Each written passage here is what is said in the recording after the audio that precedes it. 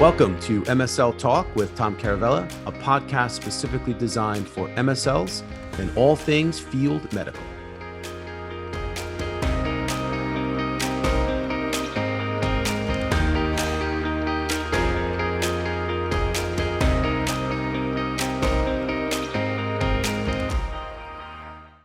Hey guys, welcome to the podcast. My guest today is Jeff Vaughn. He is the National MSL Director at Ashfield, and we talk about top 10 MSL skills that are not always taught or reinforced by leadership. Awesome conversation. I think you guys are really going to like it. Don't forget to follow us on YouTube and Instagram, and check us out on MSL Talk Live, which is on Clubhouse the first Tuesday of every month at 1:30 p.m. Eastern time. And also hit me up on LinkedIn if you haven't connected with me yet. Would love to connect with you. Thanks for joining me. Thanks for listening. Hey, Jeff, thanks for joining me. How you doing? Welcome today. Thanks, Tom. Glad to be here, and thanks for the opportunity today. Yeah, we were just, so for those of you that are joining us, Jeff and I, we were just catching up. It's late in the day. It's been a long day. But we're committed to doing this. I can't wait to have this conversation. It's a really interesting topic. We're going to talk about top 10 skills, MSL skills, that aren't always reinforced or taught by leadership. And this is your baby, man. You came up with this topic. You have some really good stuff to share. So, but before we get into that, why don't you do a quick introduction? Yeah, thanks, Tom. And again, appreciate the opportunity. I'm always in favor of trying to promote the MSL career field in any way that I can. And this is a great venue that you have started with just getting the word out. And I think this particular topic is really interesting because I've seen it develop over time as being an MSL leader in the field. So just a little bit about currently what I'm doing. I'm actually Ashfield Healthcare's Medical Affairs Director nationally. So I run programs both in the US and in Canada for various therapeutic areas ranging from ID to women's health, and more or less helping on the business development strategy part of medical affairs, as well as kind of not leaving my comfort zone and still managing MSL teams. So currently able to do a little bit of this remotely. So I currently live in Tampa, Florida, enjoying the good weather so far, but very happy to be here and looking forward to taking a deep dive and discussing some of these important topics. Yeah, man, me too. Definitely looking forward to it. Before we get started, I have to do a quick shout out, two quick shout outs. We have some new listeners in Saudi Arabia. Believe it or not, we were ranked really high in the careers category last week in Saudi Arabia. So first time I've seen us pop up on the charts over there. So welcome everyone. Thank you for listening. And another shout out. A lot of people are traveling, getting back out on the road. So anyone that's listening to this podcast in your car, you're traveling somewhere, thank you for joining us. I'm really grateful for you guys for listening, and be safe. And wherever you're going, if you're going to the KOL meeting, I hope you guys crush it. But thanks again. So Jeff, let's get into it. We're going to talk about some MSL skills that are really important, may not totally be reinforced by MSL leadership. And you have 10 of them. So let's start with number one. What's kind of top on your list? Yeah, I think most of our MSL community can relate to this first topic, and it's really preparation. And what I mean by that specifically is, how are you preparing for that first engagement? I also I want to highlight this piece of it because right now we're in a virtual world and we're having to integrate the practices of previously going to a face-to-face meeting and having to engage virtually through various formats. And I think you can't really put the importance enough on the preparation piece, more so now, because we're having to sometimes meet that KOL face-to-face, or virtually. And that impact has to be even more emphasized because there isn't a pre-existing relationship that's put in place, or Nothing can take the place of a handshake and a greeting. And I think because we don't have that in some formats, we're really having to do our homework ahead of time. And so this first policy, as far as preparation, really comes into play of learning to be an expert in the virtual world. And what I mean by that is preparing the different formats ahead of time in terms of Zoom, WebEx, Microsoft Teams, and becoming more of an expert that previously we weren't accustomed to. So it's that piece of preparation, but also really doing your research on that KOL ahead of time and finding out where those common interests lie before that virtual piece takes place. So I think that's something that we've learned over the COVID environment, is that we have to become more refined in who we research and learning some commonalities through that research to make that impact, have more oomph, if you will, because we're having to do this in a virtual world. Yeah, for sure. I mean, that's so important. And that's such a key thing. And to your point, I don't know how reinforced that is. I know that a lot of leaders, they recommend and they prefer that their MSLs do pre-call planning and stuff like that, but I don't know how enforced it is. I don't think it's a metric. It's not. So to your point, because of the environment that we're in and the environment that we're going into, I mean, I think it's going to be like this for a while. And if at the very least it'll be hybrid, this is just not going to be any less important in the near term. So that's great. So preparation. What about number two? What would you say is is the second thing? Yeah, when I first took on an MSL position, I really had little idea about how involved it would be to be your own business manager. And what I mean by that is owning your territory. In many aspects, to be successful in the MSL role, you really have to have a business acumen about you. It's not just regurgitating the data and the science, but more of territory planning and thinking outside the box. Some companies will provide an initial KOL list or target list. I think that's great as a general guidance because you know where you can start from, but really to emphasize your value within your company, you need to step out and think beyond what is provided to you initially and say, you know what? I know that, for example, I need to talk to rheumatologists, but what other specialty areas can I reach out to that could have some commonalities, and expanding and refining and vetting that list? That really shows your value and that you're not just responding to an initial request and filling, checking the boxes saying, hey, I did this. I think those are attributes that stand out with any MSL in any therapeutic area. So didn't understand that when I first interviewed for my first job, and somebody says, what about your management skills?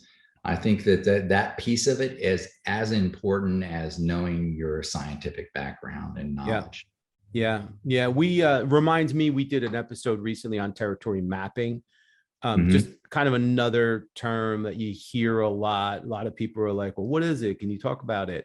So, but it to your point, I mean, you have to take ownership of your territory. You have to go out there and you're going to get a list, or maybe you're not going to get a list. Whether you do or you don't, you still have to own your territory, and you have to make sure that you're speaking to the right people and you're handling your territory properly. So awesome insight. What about number three? So this is probably, if I could move this to three to maybe even two, as far as priorities, I would say it's high up there, is just learning to be an insight expert. And what do I mean by that? It's always been a struggle in medical affairs to, tug of war between commercial and medical. Commercial drives the ship. That's where the money's at. We all get that. But where do we make the most impact from a strategic level as an MSL. And that's really coming back with not just competitive information and intel, but also what is the field saying, and how, besides the information that you receive from your engagements, how are you crafting that insight that ultimately will get seen by your leadership? And this is something that I know people have heard of in the field. They know what an insight is, but how do you construct a usable, understandable, relevant, and impactful insight? And you have to do that within 2 to 3 sentences. It's like being in college and saying, you have an essay to write. Well, 1,000-word essay is easier than a 250-word essay, because you have to take all the elements of importance and condense that. Right. And I think if you're trying to visualize that into the medical affairs arena, it's taking the conversation pieces, learning to condense that into impact, but also equally important, as you gauge your conversation with your KOL, how do you pull those insights out from the KOL? So it's not a canned conversation. It's an art form to say, hey, what about your interest in this? What are your thoughts about this? And it doesn't necessarily even have to be the drug itself, but even the pharmacology, for example, maybe doing the back interest and preparation and knowing what what they published on. You can pull from their interests into an insight that's impactful for the company. That's awesome. Yeah. It's the art. It's funny, you took the words right out of my mouth. The art of insights gathering, and then the art of insights reporting. 2 different things that go together into the same thing. To be an insights expert, you kind of have to combine those 2 things. Yeah. And here's what makes it even more difficult, Tom. You have to really take the information and make it into a method that is understandable by someone that isn't from medical. Because a lot of times those insights are shared with leadership.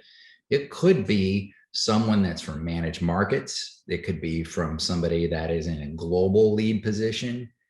And those words that come from that insight have to be plain and simple enough where it's universally understood. But you're taking a complex theme sometimes and having to put it into simple language. Yeah, good stuff. So let's see, we're on number 4. What's next? Working cross-collaboratively. Another very important aspect. I think that a lot of times, you get into situations coming into a new company, you're an MSL, and there's a tendency to think that you're in your own world.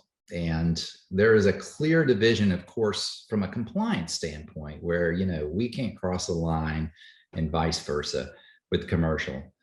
And the tendency and mindset is that, hey, we're going to keep everything from within. We're going to keep our secrets from within. But really understanding the role as a whole is very important when you're starting your MSL career, because one function cannot survive without the other. So I think from a longevity standpoint, and you're looking at making that impact with medical affairs, it's understanding your partners' roles within the company and finding ways to put the word out that you can work as a team member. It's the team concept can't be looked at as MSL team, but it has to be looked at as a whole, as a company, and saying, where can we compliantly work with one another? Where can I pull from the commercial side, managed market side, and make that engagement, that relationship that you're trying to build with that KOL more robust and impactful. Mm-hmm. And we always hear this, the value discussion. You always hear about MSLs bringing value to the organization. And that's a perfect example. When you work, collaboratively and cross-functionally, you're just improving that value and that message that MSLs bring value back to the organization and within the organization by being a good partner. Yeah, I agree. And I think sitting sort of like in some of the global leadership talks and talking to partners that aren't from medical affairs, they try to understand where our impact lies. And I think in terms of relevance and having those discussion points and best practices, the more that we're able to compliantly share and to gather those resources from other divisions within the company, the value becomes a little bit more clear to those decision makers that say, hey, you know what? Do we expand our medical affairs budget? Do we limit it? Do we cut the team? It's not going to be always clear cut in terms of what is relayed in even medical insights. If we're checking the box on meetings, how does that really come to fruition when someone outside of medical affairs is looking at the value? We have to be able to say, hey, look, we've worked with commercial, we've involved, managed markets, HUR, those type of divisions where we've got cheerleaders on our side outside of medical affairs, if that makes sense. Yep, for sure. Awesome. So we're on number 5. So this is just taking ownership of medical engagement. And part of that is becoming an active listener. I think this is something that I have had to discover over time because we're so enthusiastic. We have our first MSL job. We're ready to come out of the gate charging, and we want to get the information out to the KOL. But it's very difficult to be a listener. It's easy to take the platform and say, hey, you know what? I got all this information I want to share with you, Tom. It's great. But we oftentimes don't pause to allow the reply or even initiating the conversation doesn't come from the KOL. And I think we're selling ourselves short when we don't take that time to listen and then allow a pause for response. And if we don't have the answer, that's great. We all know, don't make it up, right? Mm-hmm. But I think it also provides us with potential insight by being that listener. And you can have an engagement, and 70% of the time, you're that listener instead of the one that's telling. And it becomes a great relationship. And experts in the field, medical field, they like to hear themselves talk a lot of times. So sometimes you have to lean into that and play into their particular personalities. Of course. I mean, that's another, we talk about the art forms of being a successful MSL, and that's another art form, is being a good listener and asking good questions, which go hand in hand.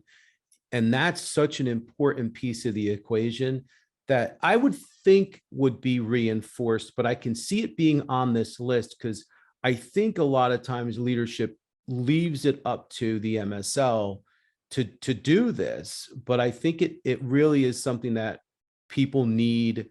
I think they need help and practice with it more so than we might think. And I know that I know a lot of people that I talk to on this podcast are really brilliant and really good at this, but I've also had conversations with people that tell me I struggle with this. This does not come easy to me. So I think this is a good one for sure.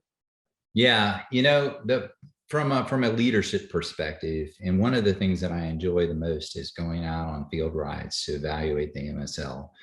I feel like outside of the metrics, this is where you can really see the value and impact that your MSLs are making.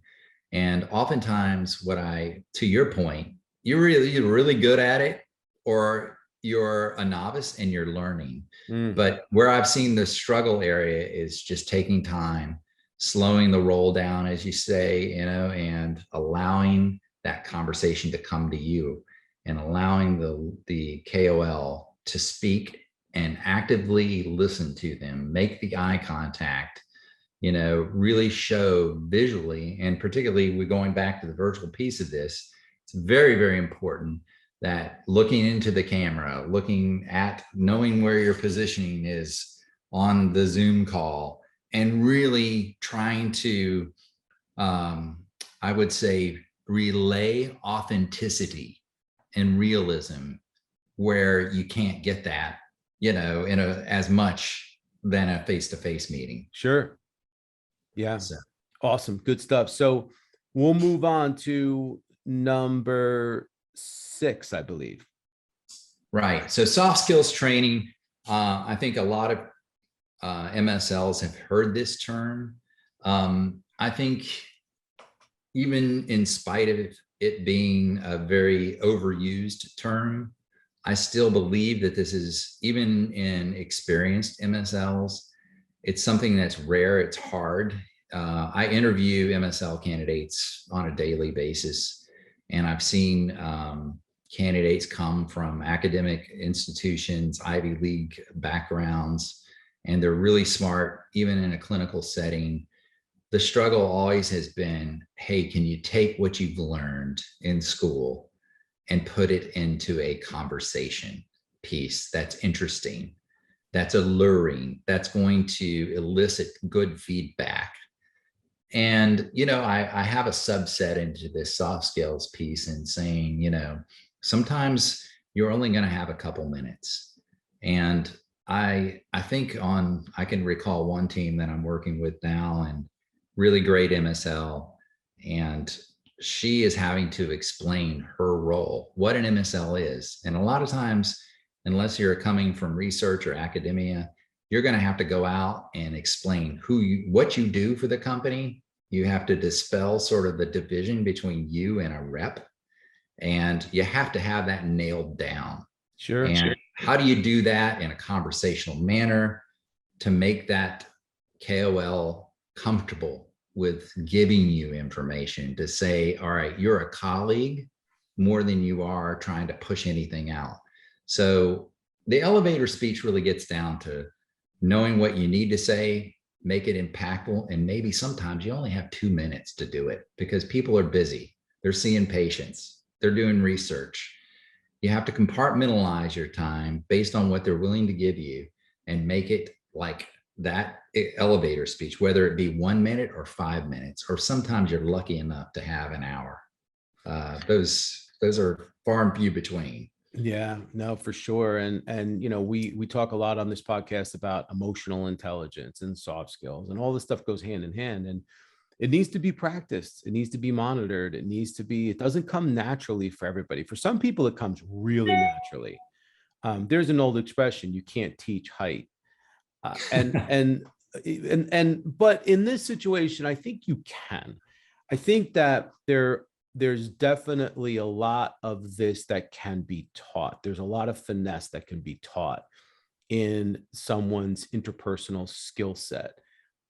Some of it is it's going to come harder for some than others, but it's got to be something focused on. I think the whole point of this conversation is what needs to be reinforced and focused on more so than maybe it is. So I like that one. I think that's a really good one. What about number 7? Yeah, just understanding the big picture. And what I mean by that is sometimes a company will hire an MSL team, maybe after post-launch or pre-launch, or it's been the drug has been out for 5 or 6 years, or they're losing their patent. I think it's really important to understand where you are stepping your feet into when it comes to where the research pipeline is. In other words, do your homework. Know where you're coming into at the life cycle of that drug or drugs. So I think it serves a twofold purpose. First of all, where you're sitting in terms of preparation. So is this a pre-launch type of situation where they're bringing on the medical team early enough? You'll eventually have to train speakers and commercial, and you're more involved in doing a lot of the setup. When you're coming into a late phase, it's like, okay, what does the company have next? what's the survivability looking like for that medical team? Where can the impact happen? So a lot of this goes back to point one in doing research, right? That transcends to even the company that you're working for. I mean, we deal at Asheville with a lot of medium to small size biotech and even big pharma. And I would say, a lot of what we do also involves pre-launch phase development. But I think equally as important is taking a look and doing your research, even on their stocks, where they're going in terms of investment. You really just have to have a really good, keen aspect of where they're growing financially, but also where they're growing scientifically in the pipeline. It's funny. Someone asked me to help them. They're putting together a presentation for a conference that's coming up. And the question, or I think the focus of this talk is what skills are going to be most important in the future for MSLs because of where things are going, where things are now. Are the MSLs going to be hybrid? Are they going to be virtual? Where are things going to go? And my answer and my 2 cents to the equation was MSLs now, and more so in the future, have to be more proactive than reactive. And it's amazing how so far we had the top 7 things, all had some proactive element to it, all have you have to take initiative. You have to do preparation. You have to work at this. You have to hone certain skills. And I feel pretty validated that I think I'm on the right track, because all of the stuff that you're bringing up shows how important it is to be proactive as an MSL, compliantly. I don't want to get anybody in trouble, and not just reactive. You really have to take initiative in order to be a successful MSL. Yeah, it used to be years ago, Tom, that MSLs they were added on as a complement to commercial for access, issues. And the MSL could largely become pretty busy during the weekday by just responding to commercial requests. Hey, I need you to go in here, or I need you to talk to Dr. So-and-so because, you're a doctor or you have this educational background.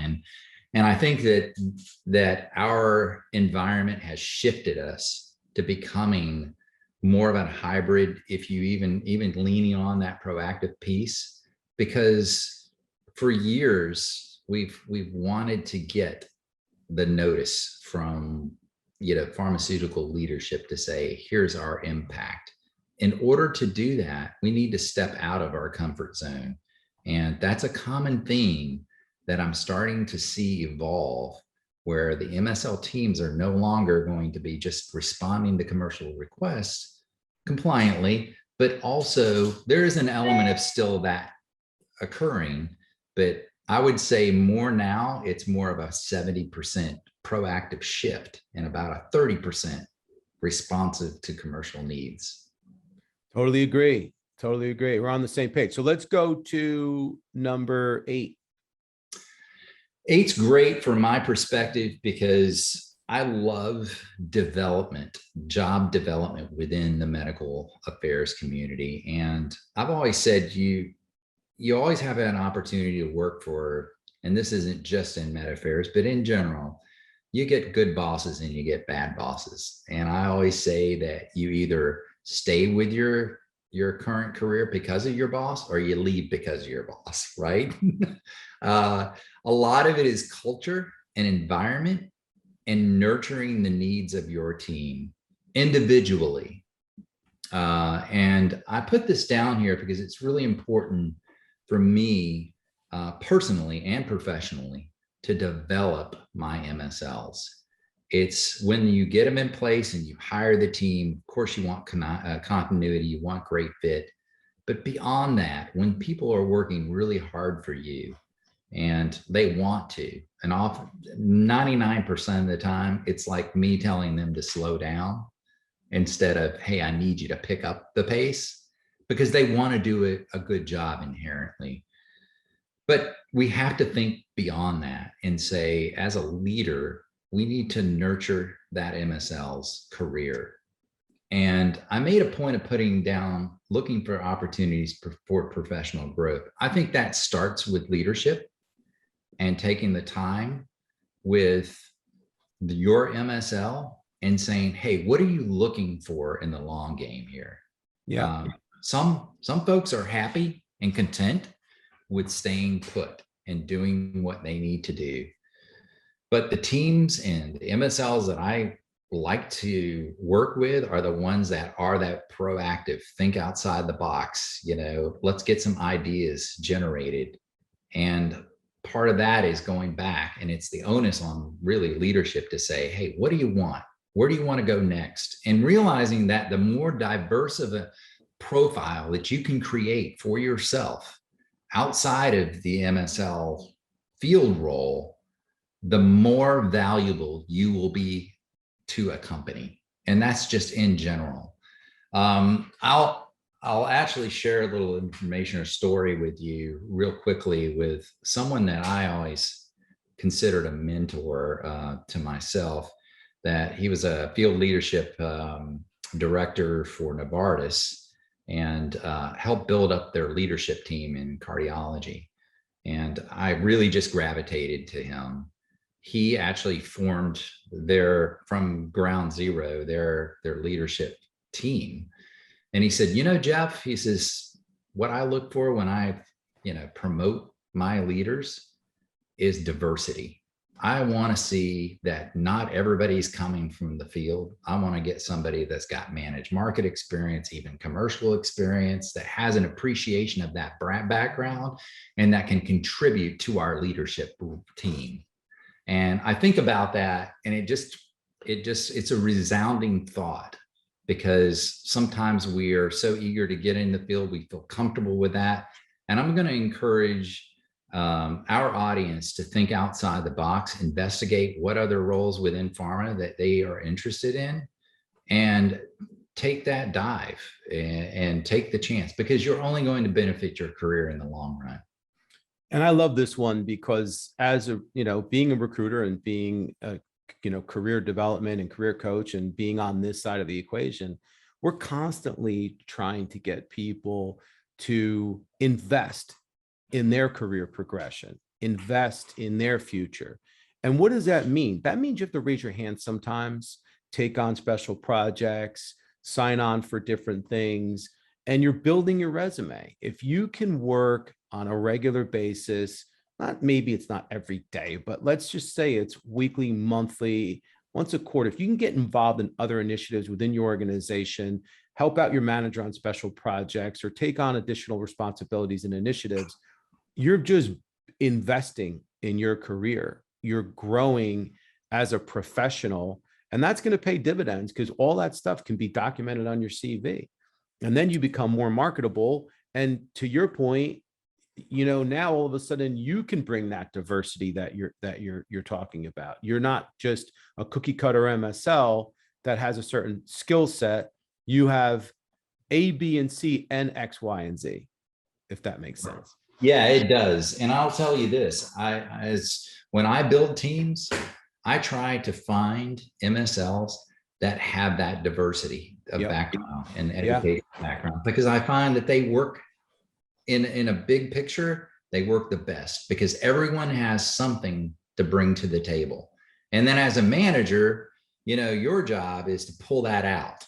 And you talked about the extra projects, the initiatives. People will want to stay and work with you and continue to receive your mentorship when you have a vested interest into saying, hey, what's next? And enabling that MSL to make that next step. Awesome. Love it. So we're on number 9 now. Yeah, this goes back to the MSL world being very small. I will say that the earlier that you can recognize that the MSL world is really small, the more successful you're going to be, because this gets down to reputation management. Sure. And creating your own brand, if that makes sense, regardless of what company you work for. start networking. Don't ever think that one connection is any smaller or less important than the other, because you never know when that person's going to be calling or asking, hey, are you interested? So I think in terms of, I gave several examples. We talked a little bit about this earlier. Tom, was LinkedIn, MSL Society, podcasts. There are various, venues to go to seek out that common theme of, hey, listen, this is what I do. I can't tell you, even KOLs that I've had conversations with who are my top tier guys. We had conversations that were obviously regarding on the medical educational side, but then I've had several stop me and go, man, you know what you do is really cool. You're good at it. I would love to get out of the academic world and transcend into a medical affairs career. So through those conversations, through those networks, you pay it forward. You give that opportunity to those that have that interest in teaching and education, and help them, mentor them along the way, and saying, hey, you know what, maybe you redo it this way, or this is the way, direction I would start. So I think it's good karma, but also good advice to say, hey, you know what, this world is all about who you know, not what you know a lot of times. This is so important. I'm 100% behind you on this. And it's so easy. We talk about being proactive MSL. This is because of LinkedIn. It becomes so easy to develop your professional network and to incorporate networking into your everyday life. And I think consistency is the key. Try to send out 5 to 10 invitation connection requests a day.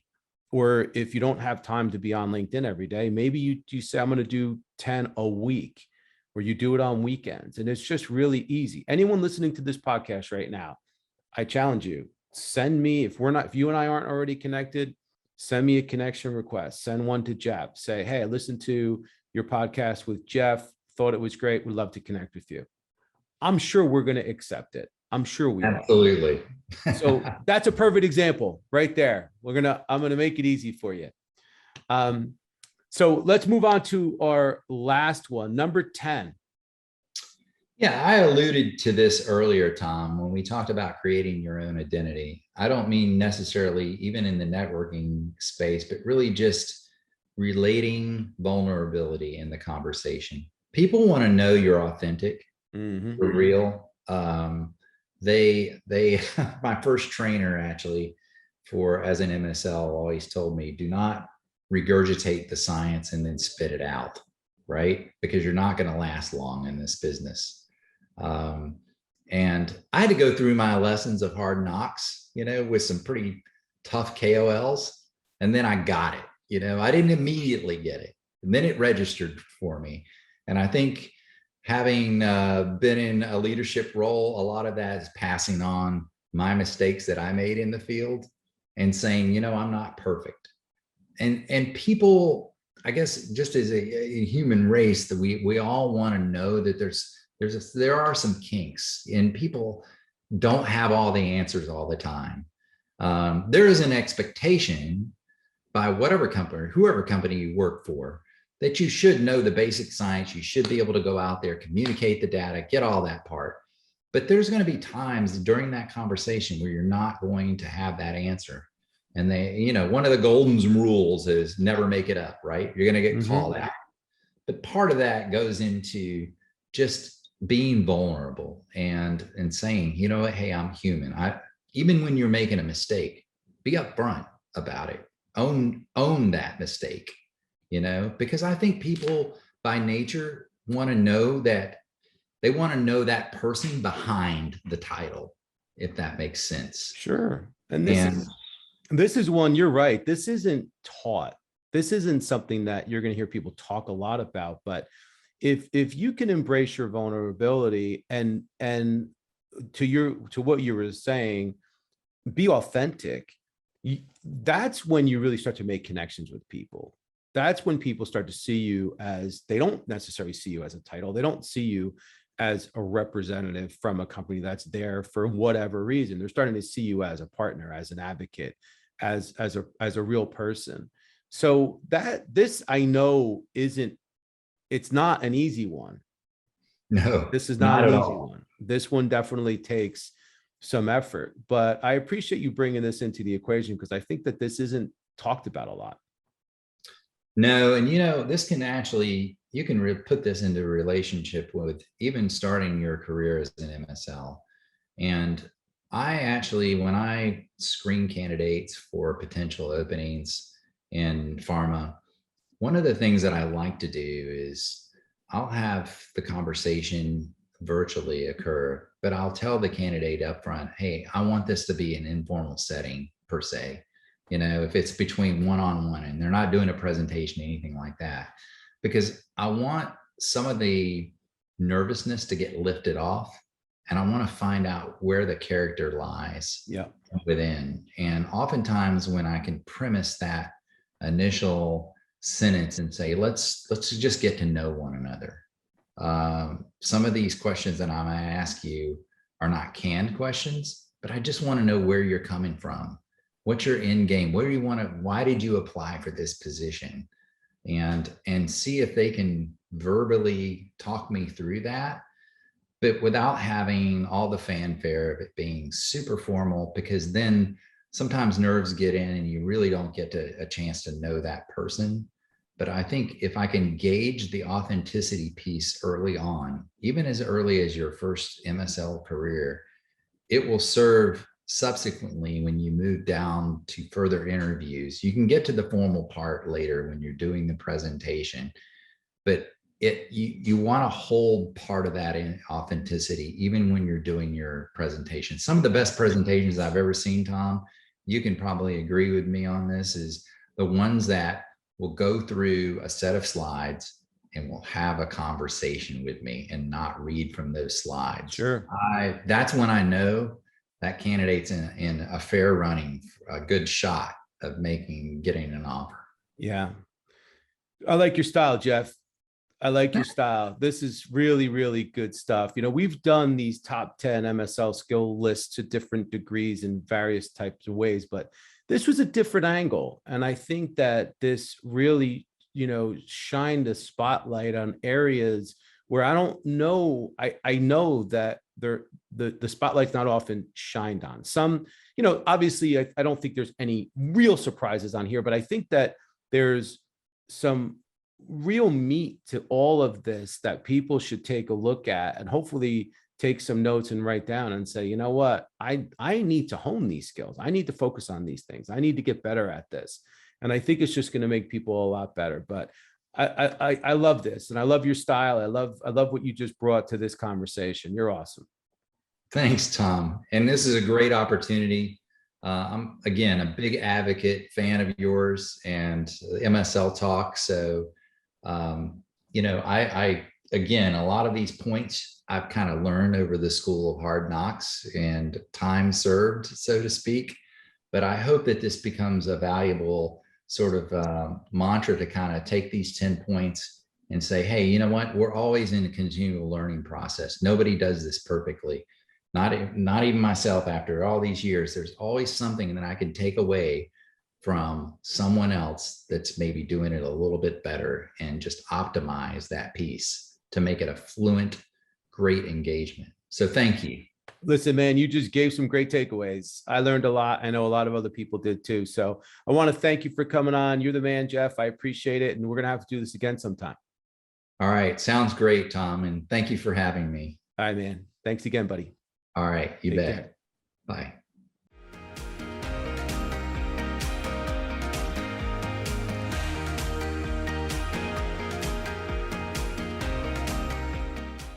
Thank you so much for listening to the show. If you've enjoyed it, please subscribe so that you don't miss episodes in the future, and feel free to leave a rating or a review or a comment.